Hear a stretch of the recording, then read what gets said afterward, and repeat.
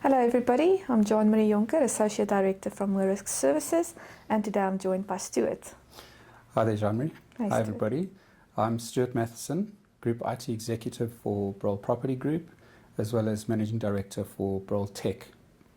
So Stuart, today we're going to discuss your SOC journey.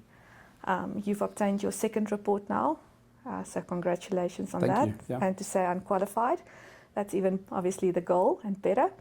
So yeah, very proud of that. But before we go into that detail, can you please help everybody understand what do you do and tell us a little bit about Broll? So firstly, I'll start with the group.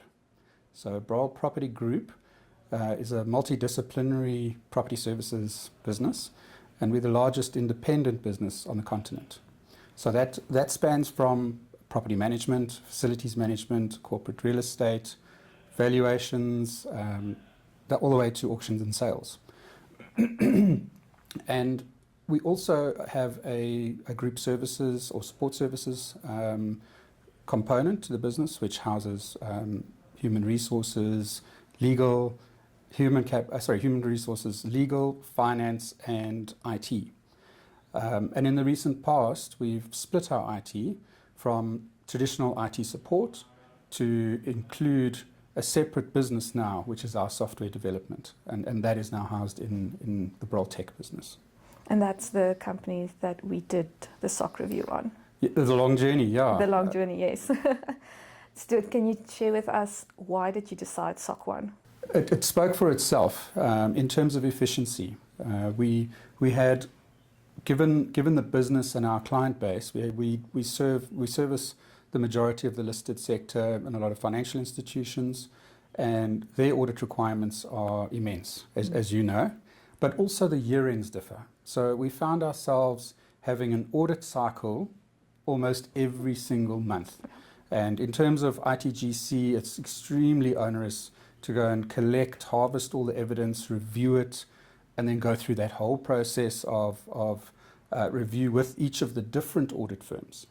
And we found also the property services industry is not very well known to the audit sector. So there are a lot of nuances that need to be explained to every single audit firm. So having the SOC report has changed all of our lives. We can present that report to the auditors, and the coverage is end-to-end in terms of ITGC, and all of the evidence and the reviews done already. So it's a no-brainer for us in terms of efficiency and getting to continue with our lives and not have to worry so much about these continual audits. Yes, yeah, frees up your time a little bit. So you deal with the auditors once a year. Correct. And we deal with the same auditors who understand our business. Yes. Which makes it even easier. Yeah. I want to take you back to the start of your journey. What did it take to prepare for a SOC 1 Type 2 review? So I think we were very fortunate in having the right approach. So we partnered with Futura, as you know, in assisting us in the preparation. And that was key, understanding what a SOC report contains and what the process is. Yeah. So we had no idea, and I don't think many businesses do understand the intricacies of a SOC report. Yeah. So we were very fortunate to have the likes of Futura on board to actually walk that journey with us and explain every step of the way what a system description is, what's required to be listed in the form of your controls, and how they're going to be tested. And then that was Michiel that assisted you with that. Correct, yeah. And he also explained to you how your system description should actually be written. He did. He went to extreme lengths. He has an amazing amount of patience, and we worked iteratively through that until he was happy and he had extracted sufficient information from us to draft what we think is a world-class system description. Yeah. And then in that process, obviously there were a lot of meetings in order for you to prepare, and then your team now needed to prove to us that these controls have been working for a period of 12 months. How did they stay organized and consistent through the period? So that speaks to a lot of governance and fear. I'm not going to lie, it was a terrifying first experience, because we didn't know what we didn't know in terms of the evidence. We didn't know what was going to be in the evidence, although Michiel did help in sampling and having a look and understanding the quality. And based on that assessment, whether or not we should go for the SOC 2 first. By his assessment, we were quite a mature environment or control environment and suggested that we did. However, that lessened the fear by maybe only 10%. So from a governance perspective, we set up a team to manage the collection of the evidence and also review the quality. So almost try and walk a step ahead of the audit team and understanding exactly what they were going to be doing.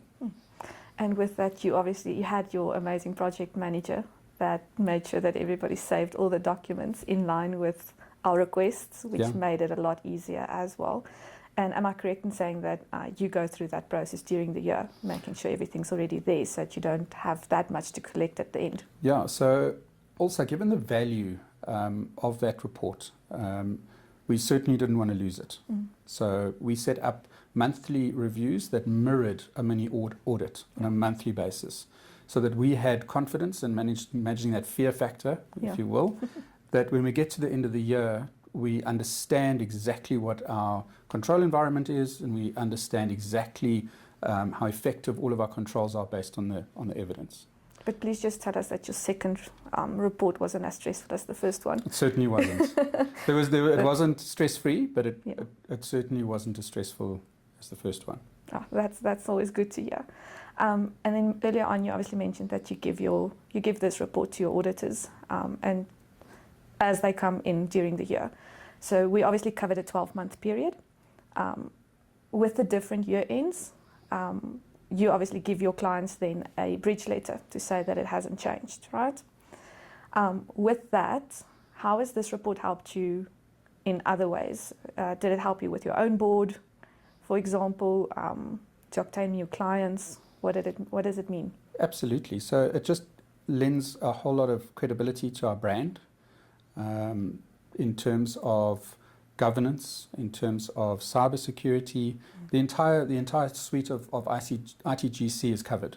So that gives an enormous amount of comfort to our clients and, as I said, credibility to the brand. It's given you some more confidence as well in those conversations. Absolutely, absolutely. Got bragging rights. Yeah, and I still I believe we are the only I still believe we are the only homegrown property system in SA that has the SOC 2 report and the certification. That's amazing. So some people would say that SOC is a compliance cost. What would you tell them? What other value have you seen? So if I just look at our resource costs and the amount of time and effort required to perform ITGC client audits on a monthly basis, it pays for itself in the first month. Then thereafter, everything is upside. So from a cost perspective, that's not part of the conversation. Okay. And for people or companies out there that is considering doing their first SOC review or who is currently busy with their SOC review, what would you tell them? I would tell them, firstly, partner with somebody who knows how to take you or walk the journey with you, or else you're going to be feeling in the dark and it's going to be really, really challenging and your fear factor is just going to escalate.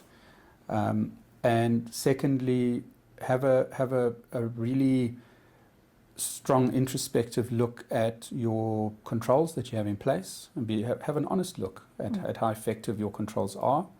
Because it's really pointless to go into this process to get certified when you know that there are gaps in your controls. Yeah. And your entire SOC journey, if you had to describe it in one word, what would that be and why? How would I describe the SOC journey in one word? If I may apply a little bit of poetic license and hyphenate two words, super valuable. And why? Just the efficiency it's brought to the organisation, the value, the credibility, and it really means it has huge value, especially when you're filling out a tender, for instance, a response to a tender. That's often one of the items, and it internationalizes the brand as well, because it's an international certification. Yes. When we fill out cyber security questionnaires and surveys, it's always part of that, which is awesome to be able to tick that box, and we know the weighting associated with that specific question. Okay.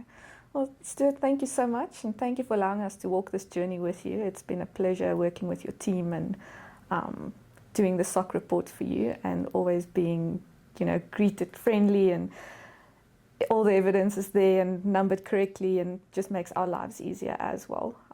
But yeah, thank you so much for this journey, and thank you for having this conversation with me today, and informing and enlightening and just sharing your experience with everybody that listens to this. It's been my pleasure. Thank you. And thank you and your team. You've been ultra professional and helpful in guiding us. It's a pleasure. So thank you. Thanks.